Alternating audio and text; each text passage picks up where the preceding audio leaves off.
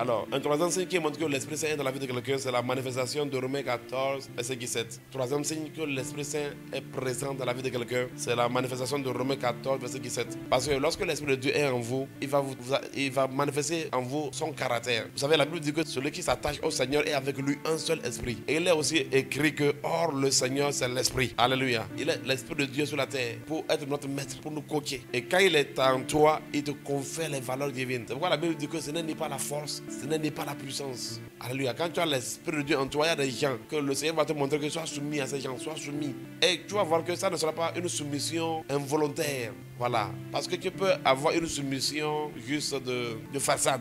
Il y en a qui ont une soumission de façade qui, bon, comme je n'ai nulle part où aller, comme je n'ai pas de choix. Non, c'est pas de ça qu'on parle. Alléluia. Alors, nous avons la manifestation de Romains 14, 17, troisième signe. Alors, donnez-nous ce passage. Il dit, car le royaume de Dieu, ce n'est pas le manger et le boire, mais la justice, la paix et la joie par le Saint-Esprit. Alléluia. Donc, nous sommes en train de parler des signes de la présence du Saint-Esprit dans la vie de quelqu'un. Donc, un des signes de la présence du Saint-Esprit, c'est la justice. Vous savez, la justice, c'est la vérité. La justice, c'est la manière dont Dieu agit. La justice, c'est la constitution de Dieu. La justice de Dieu sont les principes de Dieu. La manière dont Dieu voit les choses. Lorsque tu as le Saint-Esprit en toi, tu vas agir selon Dieu. La justice, c'est aussi la volonté de Dieu. Alléluia. La justice, c'est aussi la volonté de Dieu. Quand on voit quelqu'un qui a le Saint-Esprit, la personne veut plaire à Dieu. La personne veut vraiment faire les choses exactement comme Dieu les veut. C'est ça qu'on parle de la justice de Dieu. Quand on parle de la justice béninoise, ça veut dire quoi? Ça veut dire que c'est l'ensemble des règlements, alléluia, qui vont permettre à quelqu'un d'être reconnu comme béninois. Lorsqu'il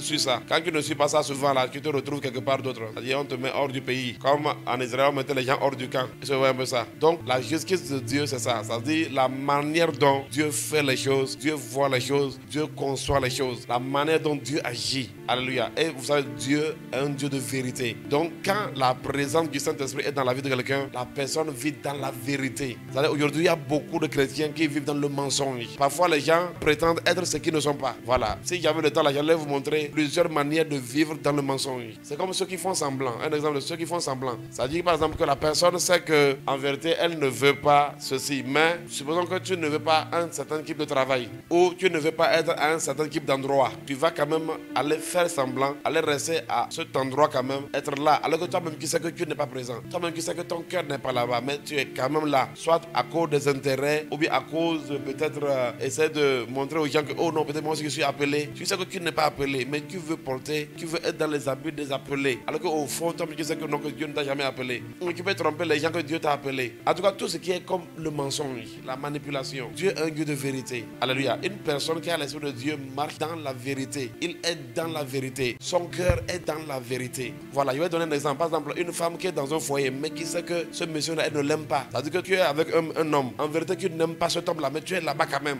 Tu n'es pas dans la vérité. Ton cœur n'est pas sincère. Prenez cet exemple-là, quoi, parce que je vais essayer de montrer un peu quelqu'un dont le cœur n'est pas juste, dont le cœur n'est pas sincère. Une personne même qui sait que non, en vérité, je ne suis pas là, dans ce foyer-là. Mais quand même, tu es là, quand même, trompant ce monsieur, que tu l'aimes, et tu es là quand même dans le foyer. C'est ce que je veux dire. Les gens qui font semblant d'être, c'est-à-dire ceux qui paraissent au lieu d'être. Parfois aussi, là, le mensonge, c'est quoi? Tu es avec des gens et tu sais que tu n'es pas avec eux. Mais tu es quand même dans le groupe. Tu es dans un groupe, alors que tu sais que ton cœur n'est pas dans ce groupe-là. Cela veut dire quoi? Ça veut dire que tu n'es pas sur la vérité. Si l'Esprit de Dieu est en toi, tu ne peux pas aller mettre ton cœur quelque part où tu sais que ton cœur n'est pas là. Alléluia. C'est pourquoi vous allez voir qu'un véritable enfant de Dieu, là, quand Dieu l'envoie quelque part là, quand Dieu te dit va dans tel lieu, cela veut dire que tu es obligé d'être engagé, c'est-à-dire que tu mets ton cœur dedans. Si le Seigneur te dit que t'envoie dans ce mariage, c'est que quand il te conduit, il va te convaincre que ton cœur aussi doit être là. Un enfant de Dieu qui est sincère et véridique là où, ça veut dire que son cœur est là, son cœur est vraiment sincère. La justice, la vérité. Quand on parle de la justice, la vérité, la lumière.